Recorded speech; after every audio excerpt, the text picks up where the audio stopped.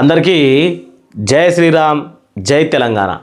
తెలంగాణ రాష్ట్ర ప్రజానికానికి వృద్ధాప్య పింఛని, దివ్యాంగుల పింఛని, కండరాలతో బాధపడుతున్న వారి పింఛని, అలాగే మనకు సంబంధించినటువంటి బీడీలు చేసుకునే అక్కజనుల పింఛని, కల్లుగీత కార్మికులు, చేనేత కార్మికులు, ఇంకా బొచ్చడన్న పింఛన్లు దరఖాస్తు చేసుకోండి.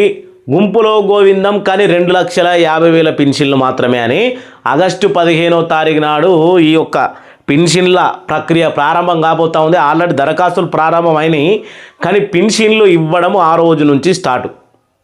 ఇప్పటికే కలెక్టర్ల ఆఫీస్ దగ్గరికి వెళ్ళి ఆల్రెడీ మనకు అప్పుడు ప్రజాపాలన వచ్చింది కదా, ప్రజాపాలనలో దరఖాస్తు చేసుకున్న వారందరికీ 1,00,000 పింఛన్లు మంజూరుకు సిద్ధంగా ఉన్నాయి.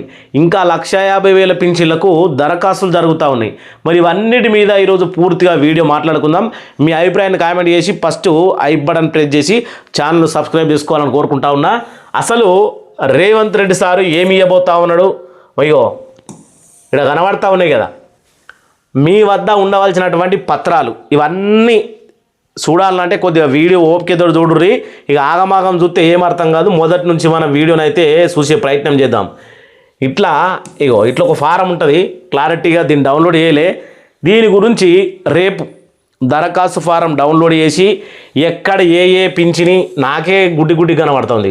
వితంతు పింఛని, ఒంటరి మహిళ పింఛని, చేనేత కార్మికుల పింఛని, కల్లుగీత కార్మికుల పింఛని, డయాలసిస్ రోగులు, అలాగే ఫలేరియా, దివ్యాంగులు, వితంతులు, ఈ రకమైనటువంటి ఆధార్ నంబరు, మండల్, జిల్లా, మున్సిపాలిటీ, ఇక్కడ అప్లికేషన్ ఫోటో, ఇట్లా ఫారం అనేది ఉంటుంది, దరఖాస్తు ఫారం. దాని మీద కూడా ఒక వీడియో చేయబోతా ఉన్నాం.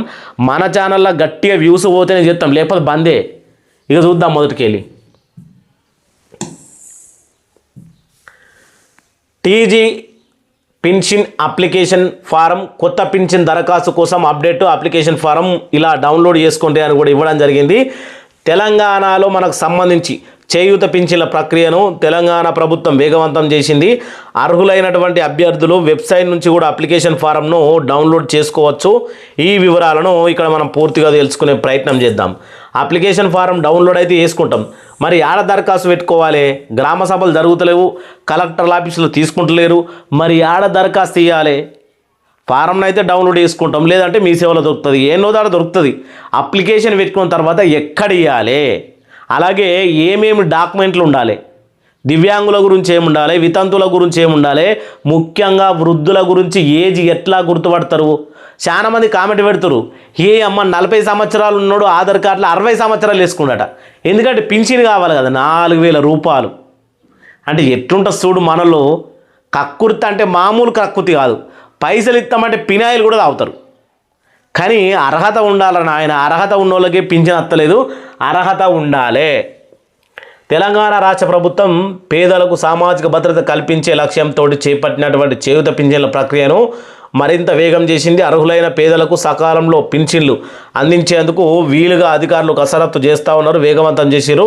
ఇందులో భాగంగానే కొత్త పింఛన్ల దరఖాస్తు చేసుకోవాలనుకునే వారి నుంచి దరఖాస్తుల స్వీకరణ, అలాగే ప్రక్రియను అధికారులు ప్రారంభించినట్టు కనబడతా ఉంది. దీని గురించి మనం మాట్లాడుకున్నాం కదా, నెక్స్ట్ మాట్లాడుకుందాం. ఇక్కడ ఒక్కసారి మీరు వీడియోలో దీని గురించి ఇప్పుడు ఏ ప్రాంతంలో మనం ఎట్టెట్లా అప్లై చేయాలని చూద్దాం. గ్రామీణ ప్రాంతాల్లో ఉండే అభ్యర్థులు తమ గ్రామ పంచాయతీ కార్యదర్శులకు, పట్టణ ప్రాంతాల్లో నివసించేవారు సంబంధిత బిల్ కలెక్టర్కు ఈ యొక్క పూరించిన అంటే అన్నీ రాసినటువంటి దరఖాస్తు ఫారంను సమర్పించవలసి ఉంటుంది. కనబడతా ఉంది కదా, ఏది గ్రామ పంచాయతీ, ఇక్కడ మన గ్రామం ఉంది కదా, గ్రామ పంచాయతీ కార్యదర్శికి ఇవ్వాలి. ఇక పట్టణ ప్రాంతాల్లో ఉండేటోళ్ళు వీళ్ళేమో బిల్ కలెక్టర్, వీళ్ళకి ఇవ్వాలి. దరఖాస్తు ఫారంను పూర్తిగా పూరించిన తర్వాత, అంటే దీనికి సంబంధించినటువంటి ఇప్పుడు దొడ్డుగా రేషన్ కార్డు ఇవ్వాలి, ఆధార్ కార్డు, ఇంకా మనకు ఏజ్ ధృవీకరణ పత్రం ఇట్లాంటి అన్నీ ఇచ్చి దరఖాస్తు చేసుకున్న తర్వాత పల్లెటూళ్ళలో ఉండేటోళ్ళు మొత్తం గ్రామ పంచాయతీల, ఇక పట్టణాల్లో ఉండేటోళ్ళు మొత్తము మీ ఎవరైతే మున్సిపాలిటీ బిల్ కలెక్టర్ ఉంటాడో ఆయన దగ్గర దరఖాస్తు అనేది ఇవ్వాలి. దరఖాస్తు పరిశీలన ఎలా ఉంటుంది, దరఖాస్తు పరిశీలన ఇలా ఉండబోతా ఉందట. దరఖాస్తులు సమర్పించిన దరఖాస్తులను ఐటీ శాఖకు చెందినటువంటి 360 డిగ్రీ సమగ్ర వేదిక డేటాబేస్ ద్వారా ప్రాథమికంగా పరిశీలిస్తారు. ఆ తర్వాతనే క్షేత్రస్థాయి విచారణ కోసం దరఖాస్తులను ఎంపీడీఓ ఎక్కడ ఉంటాడో మండలంలో ఈ గ్రామాలలో ఇచ్చినటువంటి దరఖాస్తులు మొత్తం ఎంపీడీఓ ఆధ్వర్యంలో వెరిఫికేషన్ జరుగుతుంది. అంటే నిజమా ఫేకా ఎట్లుంది ఏం కథ అనేది. ఇక పట్టణంలో దరఖాస్తులు చేసుకునేటోళ్ళు మున్సిపాలిటీ కమిషనరు దీన్ని మొత్తానికి అంటే ఎంక్వైరీ చేయడం జరుగుతుంది. ఇక హైదరాబాద్లో పట్టణంలో ఉండేటోళ్లకు జిహెచ్ఎంసీలో ఎంక్వైరీ జరుగుతుంది.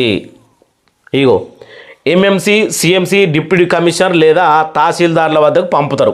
వీళ్ళు ఎంక్వైరీ చేసి అక్కడ ఉన్నటువంటి ఎవరైతే జిహెచ్ఎంసీలో ఉంటోలేమో డిప్యూటీ కమిషనర్ లేదా వీళ్ళకి డిప్యూటీ కమిషనర్గా పంపుతారు.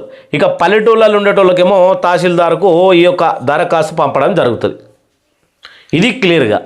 మరి దీనికి సంబంధించినటువంటి మనకు దరఖాస్తు ఫారంకు సంబంధించి ఏమేమి కావాలనేది ఇప్పుడు మనం తెలుసుకోబోతా ఉన్నాం. దీన్ని చూసిరు కదా, ఇది చూడకపోతే మళ్ళీ వీడియోని రిటర్న్ చేసుకుంటా కూడా చూడరు, మీకు అర్థమవుతుంది. ఇప్పుడు దీని గురించి కూడా కాదు, మనం దీని గురించి మాట్లాడాలి. కావాల్సినటువంటి ధృవపత్రాలు మన దగ్గర ఏమున్నాయి? నేనే కకృతి పడి కొద్దిగా అంత కకృతి పడి ఏజ్ ఎక్కువ వేసుకున్నాను అనుకో ఆటోమేటిక్గా దొరికిపోతాం. ఎట్లా దొరికిపోతాము?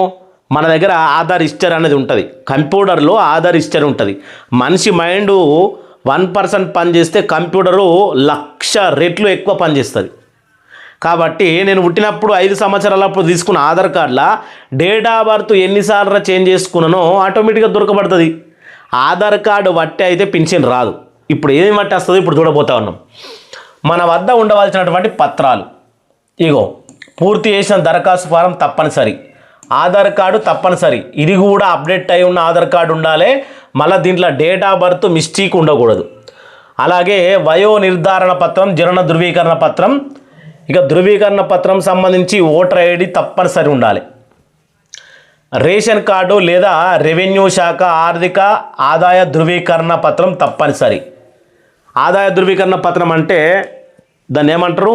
Income certificate.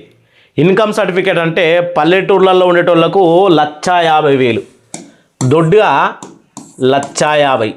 ఇక పట్టణాల్లో ఉండేటోళ్ళకేమో 2 లక్షలు. ఈ తెలుగు రాద్దామంటే తెలుగు అక్షరాలు కూడా రావు. 4 లక్షలు, 1,50,000, 2 లక్షలు. ఇది పద్ధతి. ఈ ఆదాయ ధృవీకరణ పత్రంలో పుసుక్కున పట్టణాల్లో ఉండేటోళ్ళకు 2 లక్షల కంటే ఎక్కువ వచ్చిందనుకో వాళ్ళకు పెన్షన్ గోవిందా. ఇక పల్లెటూళ్ళలో ఉంటోళ్ళకు ఈ ఆదాయ ధృవీకరణ పత్రం ఉంది కదా, ఇక్కడ 1,50,000 కాడ 1,60,000 వచ్చిందనుకో వీళ్ళకు కూడా పెన్షన్ రాదు. 1,50,000 లోపట్నే రావాలి. అర్థమవుతుంది కదా, గదన్నట్టు కథ. ఇక బ్యాంకు పాస్బుక్ మొదటి పేజీ. ఇక దివ్యాంగ మైనర్ పిల్లలు ఉంటే ఈ విషయంలో జాయింట్ ఖాతా తప్పనిసరి. అంటే తల్లి లేదా తండ్రి, వీళ్ళకు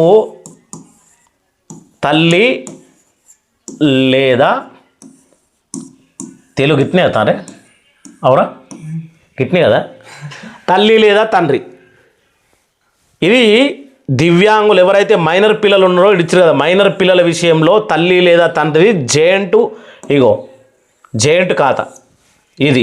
ఇక భర్త మరణ, ఇది వితంతు పింఛన్ కోసం భర్త మరణ ధృవీకరణ పత్రం, అలాగే ఆధార్ కార్డు, వితంతు పింఛన్ దరఖాస్తుకు సంబంధించినటువంటి విధానం ఈ రకంగా ఉంటుంది. డెత్ సర్టిఫికేట్ ఉండాలి. అలాగే అలా భర్త ఆధార్ కార్డు కూడా జిరాక్స్ అనేది దానికి జతపరచాలి. అది వితంతు పింఛన్ కోసం. ఇక ఒంటరి మహిళ పింఛన్ కోసం ఇగో ఇక్కడ ఉంది చూడురి, ఒంటరి మహిళ విడాకులు తీసుకొని విడిపోయిన పత్రం లేదా తహసీల్దార్ విచారణ నివేదిక ఈ పింఛన్ దరఖాస్తు కోసం పనిచేస్తుంది. ఖచ్చితంగా తహసీల్దార్ నివేదిక అనేది ఉంటేనే ఒంటరి మహిళ పింఛన్కి అర్హులు. ఎట్లా ఒంటరి మహిళ అంటే కొందరు పెళ్లి కాని వాళ్ళు ఉంటారు. మొత్తమే పెళ్లి చేసుకోని వాళ్ళు, మేము నిజంగానే మాకు పెళ్లి కాలేదు, నాకు కుటుంబ సహాయం ఏమీ లేదని తహసీల్దార్ దగ్గర విచారణ జరగాలి. వాళ్ళకు సర్టిఫికేట్ ఇస్తారు, దాని మీద ఒంటరి మహిళ పింఛన్ అనేది ఇవ్వడం జరుగుతుంది. తర్వాత పింఛని ఎలిజిబిలిటీ అవుతుంది ఒంటరి మహిళకు సంబంధించి. ఇక చేనేత అలాగే బౌలి శాఖ ధృవీకరణ పత్రం. చేనేత కార్మికుల విషయంలో ఏంది అని అంటే, చేనేత కార్మికుల విషయానికి వస్తే వీళ్ళ సంఘం నుంచి ఇప్పుడు వీళ్ళు చేనేత కార్మికులు ఉన్నారు, వీళ్ళకు సంఘం ఉంటుంది. ఆ సంఘం నుంచి ఏం తీసుకురావాలి? సంఘం.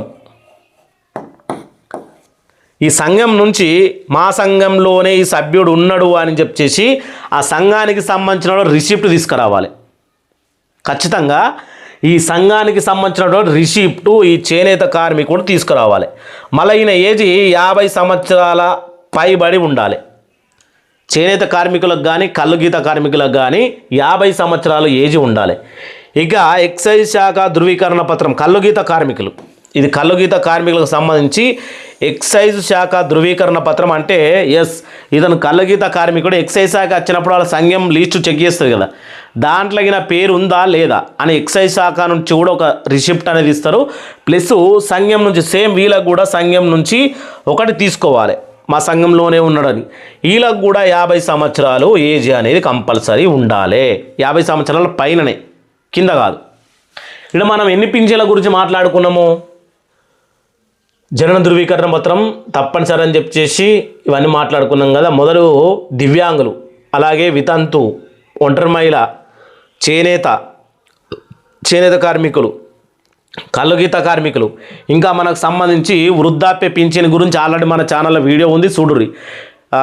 వృద్ధుల గురించి, దివ్యాంగుల గురించి ఏజ్ ఎంత ఉండాలి, వాళ్ళకి ఎవరెవరికి సర్టిఫికెట్లు కావాలి, ఏజ్ ధృవీకరణ పత్రం అనేది ఎట్లా జరుగుతుంది అనేది పూర్తిగా మన ఛానల్లో వీడియోలు ఉన్నాయి. వీడియోని అయితే పూర్తిగా చూడరు. అర్థమైంది కదా. మనకు సంబంధించి 4 పింఛన్లకు సంబంధించినటువంటి విచారము, అలాగే మన దగ్గర ఉండవలసినటువంటి ఆధారాలు ఇలా ఉంటాయి. అర్థమైంది కదా.